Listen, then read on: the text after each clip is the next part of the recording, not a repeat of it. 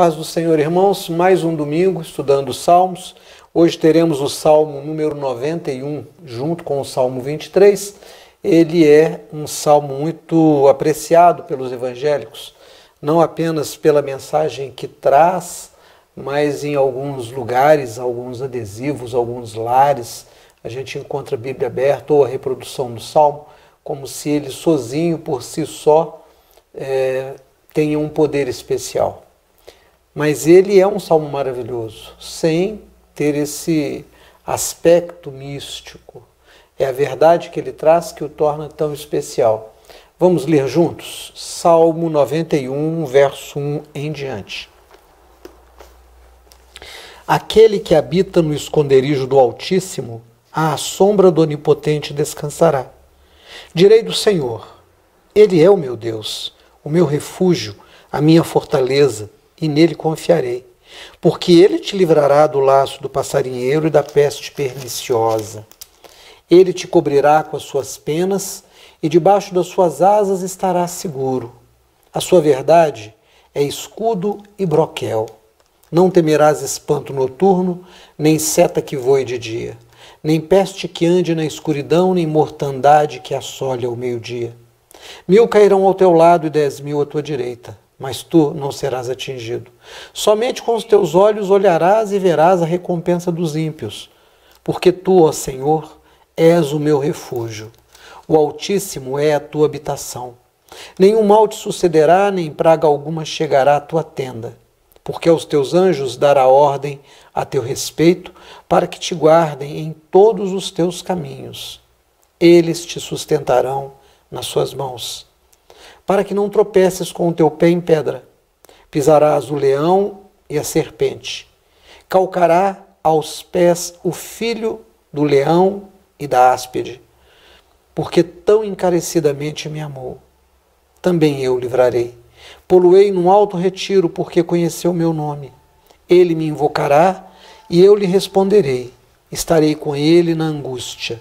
Livrá-lo-ei e o glorificarei. Dar-lhe-ei abundância de dias e lhe mostrarei a minha salvação.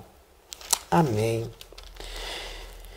Irmãos, esse salmo é um salmo messiânico. Messiânico significa que ele tem uma ligação direta com a história do Messias esperado de Israel nos dias em que ele foi escrito. Porque o Messias esperado de Israel, para nós cristãos, é o próprio Cristo, Jesus.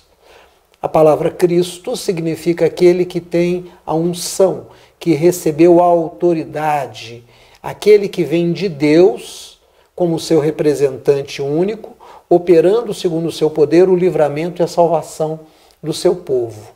Esse salmo é um salmo de esperança e de profecia messiânica. Significa que o salmista, então, tomado pelo Espírito Santo, tomado pelo Espírito de Deus, que no Velho Testamento não é chamado de Espírito Santo, mas de Espírito do Senhor, ele tomado por um poder visionário, por uma revelação subjetiva de dentro para fora, um entendimento perfeito de todas as coisas, uma abertura da sua compreensão que abarca aquilo que até então era considerado passado e aquilo que se projetava como futuro, via num grande agora. Ele contempla o Cristo de Deus, Jesus o Senhor, Jesus, filho de José e de Maria. Então é um salmo que descreve parte da vida de Jesus, parte da sua fé, revela o seu caráter. Mas não podemos deixar de lembrar que Jesus vem como um modelo e ele é aquele que nós cristãos devemos imitar. Então este salmo é um salmo que traz uma proposta de fé vivida, de fé que se possa viver, vivível. E o que é que ele vai dizer para nós? Ele vai dizer para nós de um lugar, de uma pessoa e de um estado ao mesmo tempo. Um estado de ser, um lugar para estar e uma pessoa com quem estar. Logo de início ele vai dizer para nós isso, porque ele vai dizer no primeiro verso assim: aquele que habita no esconderijo do Altíssimo, à sombra do Onipotente descansará.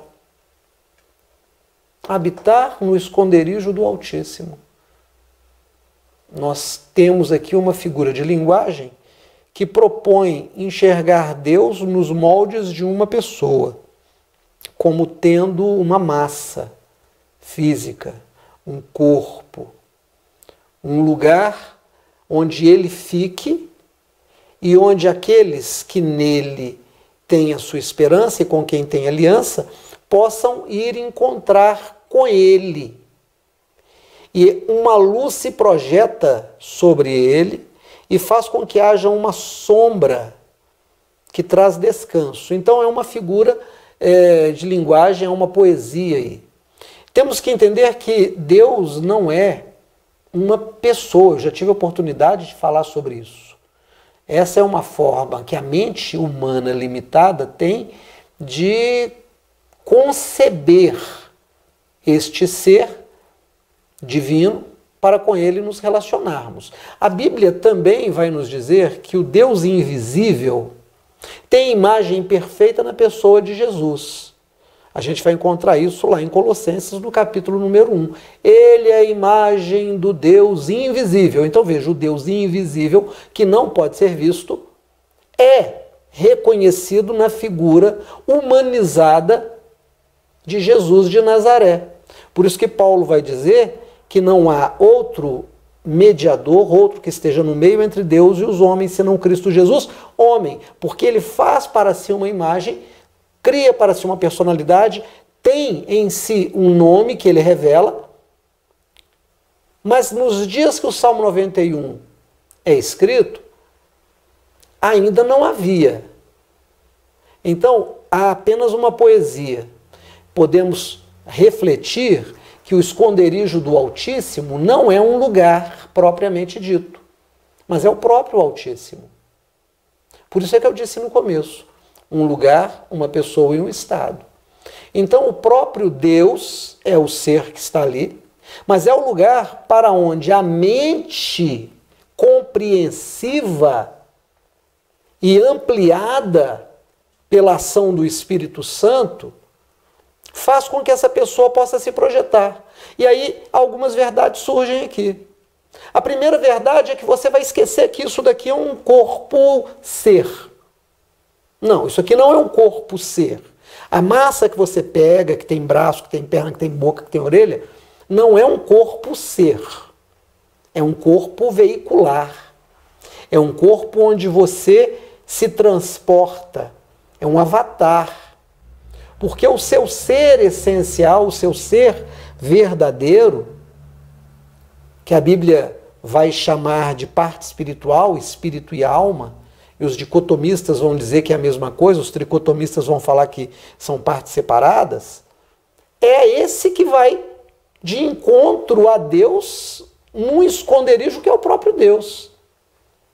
E ao mesmo tempo, não sendo um lugar e sendo o próprio Deus, você não tem como sair do seu corpo e se projetar. O seu ser essencial não sai voando, flutuando, e o seu corpo fica aqui parado, e o seu ser vai flutuando ao esconderijo de Deus. Não, não é assim.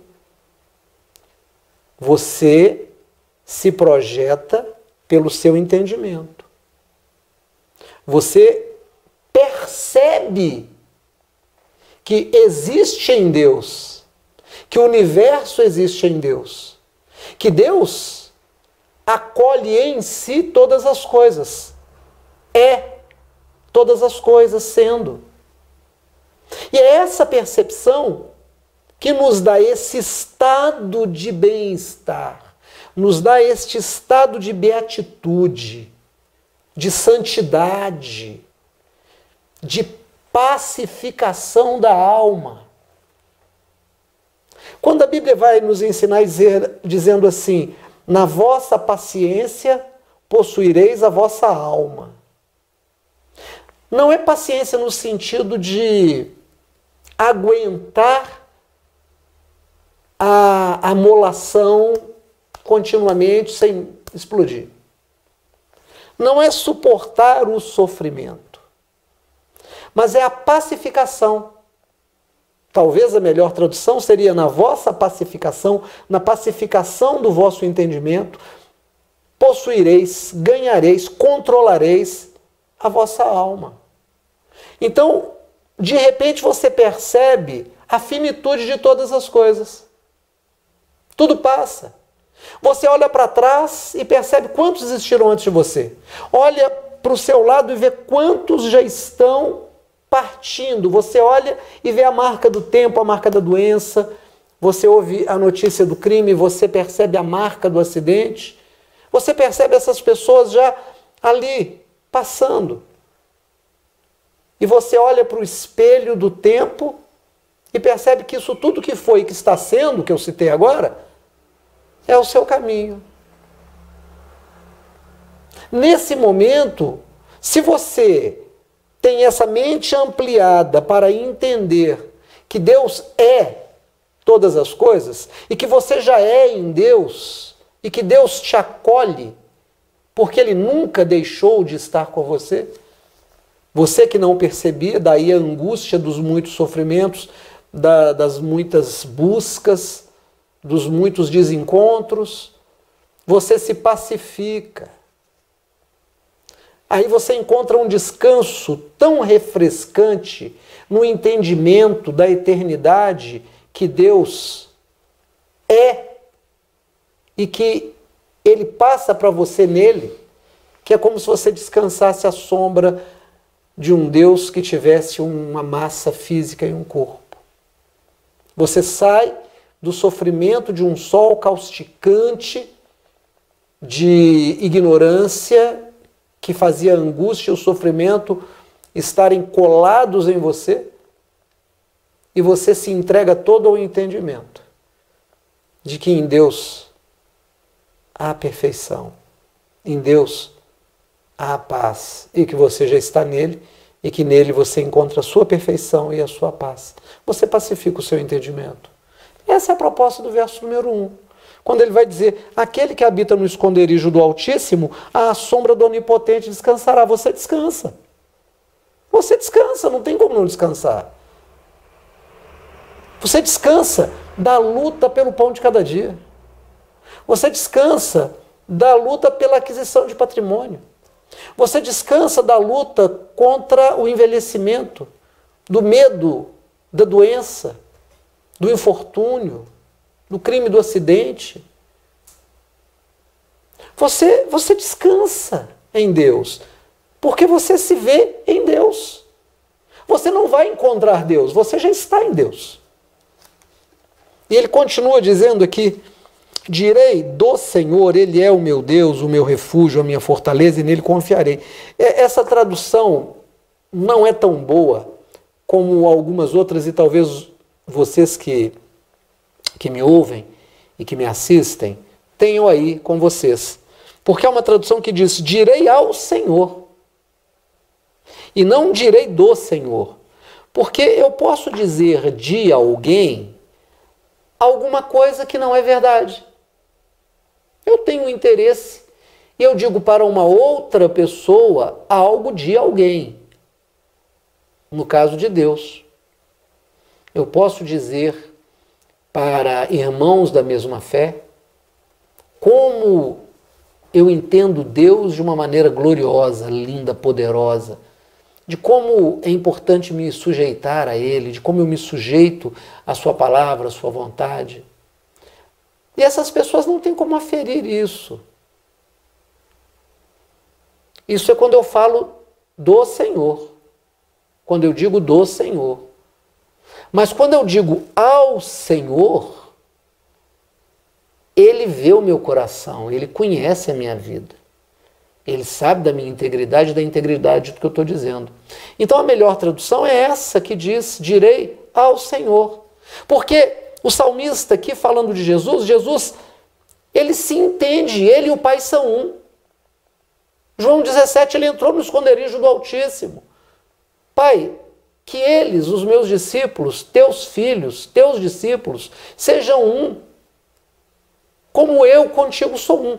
Jesus já estava vivendo ali o versículo número 1 desse Salmo 91. Mas ele diz a Deus, Ele diz a Deus que Deus é o refúgio, a fortaleza e que ele confia nele. É tão interessante esses tempos de pandemia, porque nesses tempos de pandemia o que a gente está vendo é um medo assombroso da doença. Se confessa Deus com uma força tão grande, mas se vive um medo tão opressor. Não estou te dizendo que você vai ter uma fé operosa, que você vai dizer assim, vírus do Covid, sai em nome de Jesus e ele cai lá. Não. Pode ser até que ele te mate, ou que ele me mate. E daí? Não é a fé que nós professamos, que está em 1 Coríntios 15, onde está a morte, a tua vitória? Não é a palavra que diz que todo aquele que vive e crê em Cristo Jesus já tem a vida eterna, e ainda que seja morto, viverá, porque ele ressuscitará tal pessoa? Não é essa a nossa confissão? Quando eu digo isso de Deus, parece tão espetacular, é tão bonito para quem ouve, naquele momento é realmente teologicamente bonito. Mas quando eu me deparo com a possibilidade da morte, eu sucumbo. Agora, quando eu digo para Deus que não há mais morte para mim, porque eu já estou nele, já me apropriei da vida. Covid ou idade, acidente ou crime, eu não vou correr atrás dessas coisas. Mas eu não vou me desesperar ante a cada uma dessas possibilidades, porque por uma dessas possibilidades eu farei a minha partida. Percebe a diferença entre falar de Deus e falar a Deus? Então, irmãos, é um salmo que fala de Jesus. Nós já esgotamos o nosso tempo, o tempo que eu tenho combinado de fazer esse estudo. Eu quero que você continue lendo e que nessa linha de pensamento você desenvolva a sua habilidade de ouvir o Espírito Santo. Continue lendo. Eu já te dei o caminho. Eu já te dei o caminho. Como um professor de escola dominical, como um discipulador, como um guru que mostra o caminho. O guru é aquele que mostra o caminho. Ele não precisa nem do caminho, ele diz o caminho é ali, ó, vai por ali. É isso que eu estou te dizendo, o caminho é esse. Essa é a chave hermenêutica. É o seu caminhar com Deus, em Deus, pelo seu entendimento expandido. E quando você fizer isso, a prisão do corpo, a prisão que o corpo representa para o seu entendimento, abre as portas e você será verdadeiramente livre, porque a verdade vai te libertar, em nome de Jesus. Quero orar por você nessa manhã de domingo na escola dominical.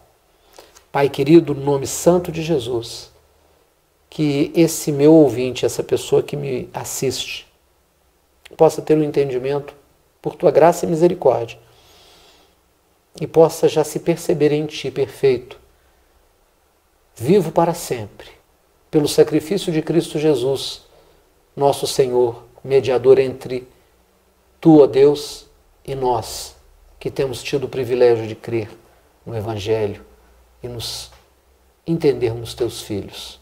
Que a graça do Pai, do Filho e do Espírito Santo seja conosco hoje e sempre. Amém? Vamos em paz. Que o Senhor nos abençoe.